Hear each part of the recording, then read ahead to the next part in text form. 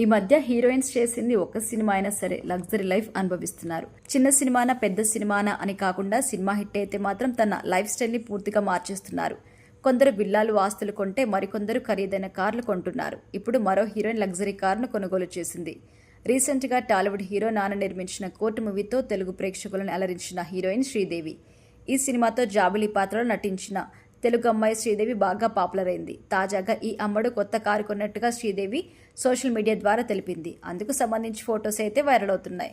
కుర్రకారును కట్టిపడేస్తున్న heroine Sridevi కోరికను బయటపెట్టేసింది. ఖరీదైన కారును కొనడం తన కోరిక అంటూ MG హెక్టార్ కారును శ్రీదేవి పోస్ట్ చేసింది. ఇక ఈ లగ్జరీ కారు ధర 25 లక్షల వరకు ఉంటుందని సమాచారం. అతి చిన్న వయసులోనే తన కోరిక నెరవేర్చుకోవడంపై నెటిజన్లు ఆమెపై ప్రశంసలు కురిపిస్తున్నారు. కోర్టు మూవీకి గాను ఈ అమ్మడు దాదాపు 10 లక్షలకు పైగా రెమ్యునరేషన్ తీసుకుందని సోషల్ మీడియాలో వార్తలు వినిపించాయి. కొందరు మాత్రం ఈమె నటనకు ఇంకాస్త ఎక్కువ ఇచ్చినా పర్వాలేదు అంటూ కామెంట్ చేశారు.